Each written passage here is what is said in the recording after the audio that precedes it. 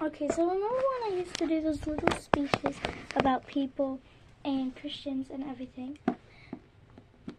Well, I totally forgot about that. And now I'm going to start them again, but they're going to be even better. So, what I'm going to do is every single Sunday I'm going to do a nice good one that will give you a little boost of happiness, boost of Christian energy, and boost of everything that you love. So everybody knows, everybody loves Christmas, right? I know it's still November, but actually we always decorate on November 1st. And I know some of you out there are like, oh, actually we're decorating for Thanksgiving. Well, did you know that actually a lot percent of the world does not actually decorate for Thanksgiving? It's because there's not really that much Thanksgiving decorations. Usually we just have little pumpkins and stuff that's left over from Halloween. Okay. So, I don't remember if I just said this. Veritas means truth. And that's the school that I go to. It's a very good school. If you're an adult or if you're a kid, I really encourage you to go to Veritas because it's a very good Christian school. Let me find. Okay, yeah. So, my preacher, Parker Webster, if you know him, then that's so cool. So basically, he picked Psalm 127. So Psalm 127, verse 1 through 5. Okay, so we are going to be talking about that chapter. Well, you know, that chapter in that book. So, we are going to talk about it. First I'll read it. Unless the Lord builds the house, those who build it labor in vain. Unless the Lord guards the city, the gods keeps watch in vain. It is in vain that you rise up early and go late to rest, eating the bread of anxious toil, for he gives sleep to his beloved. Sons are indeed a portion from the Lord, the fruit of the womb a reward, like arrows in the hand of a warrior are the sons of one's youth. Happy is the man who has his giver. For of them he shall not be put to shame. When he speaks with his enemies in the gate. So, that is the whole chapter. If you see, I highlighted it at church. I really want to encourage all those kids out there to actually pay attention in Bible study, because it actually helps you a lot with being a better Christian, because I've started reading what verse.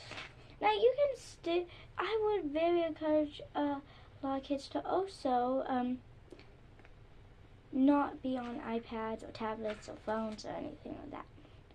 Or like drawing or something. Now if you don't like drawing, then you can just listen. I really encourage a lot of, I listen while I draw.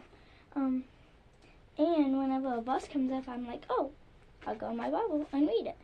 Cause I like to highlight anything that my preacher tells me to read. And I read it and I highlight it.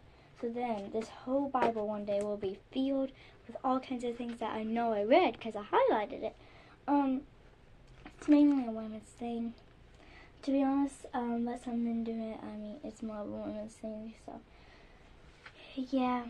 And so, basically, this is talking. So we're going to talk about. Wait. Oh yeah.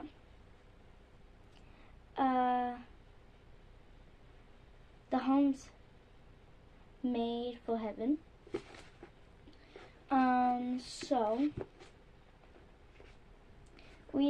So that's all that we're gonna read in the Bible. But now I'm gonna do my sermon. So basically, the dinner table. Now, maybe if you're a kid nowadays,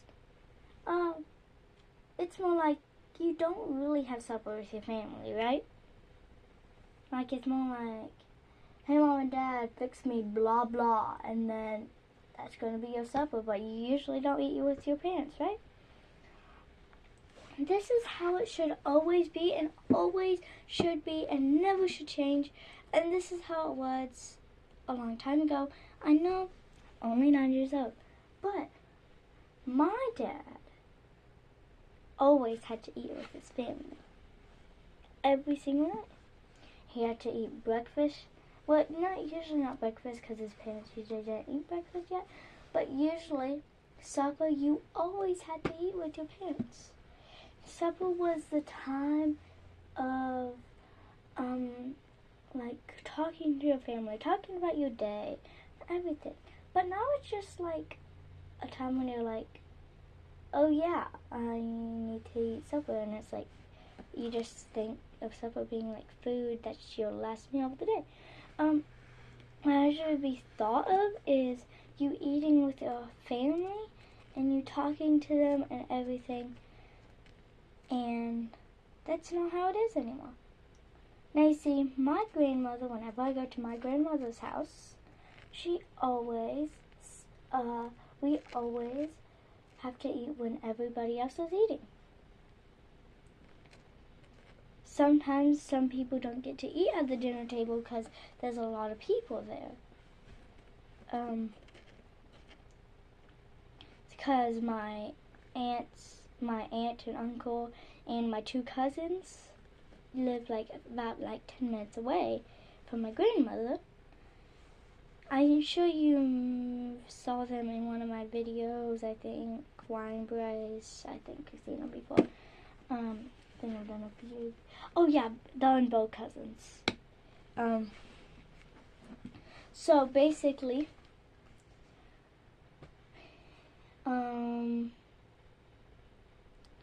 that is how it always should be. Like, if when you go to your grandmother's house, do you always eat supper with them, or is it just like, hey, can I have some food?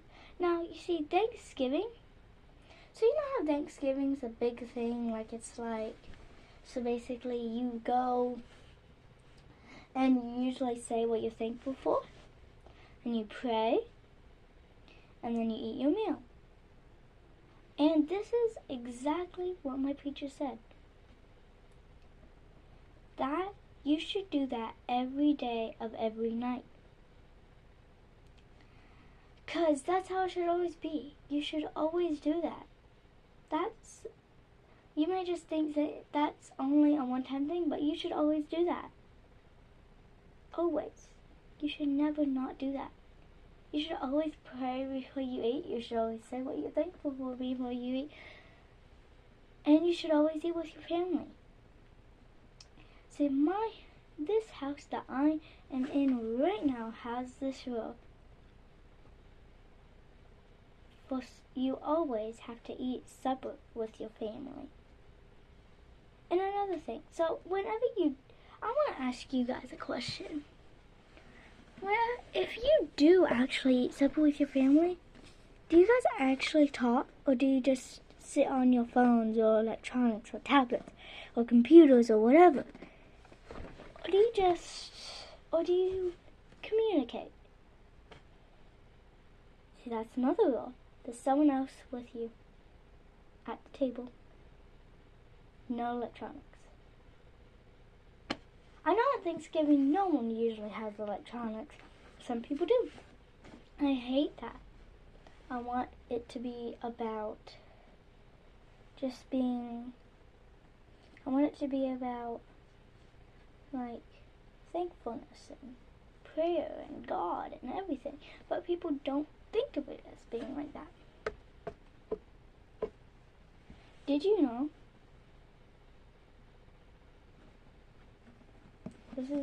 I want to do a quote every single time, every single Sunday and Wednesday.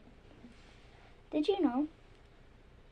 This world would not be here if God wasn't real.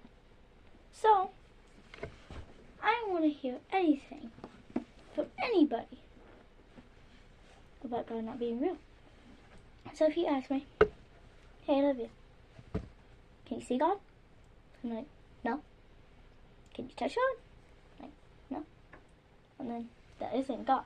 I'm like, Mom, can you touch your heart? No. Can you see your heart? No. Well, then you don't have a heart. So how do you even live? Prove you wrong, all those. Oh, yeah. Okay, that's just... I'm sorry. But, make sure. Always read this. Always. I don't care. If there are some Christians who just watched this video and figured out that God was real, I am very, very happy for you. I'm so excited that you finally know who God is and know that He's true. He's real. Please watch another one of my videos. Make sure to do that. And I hope you have a great day. Make sure to read this today. Make sure to read Psalms. Let's go.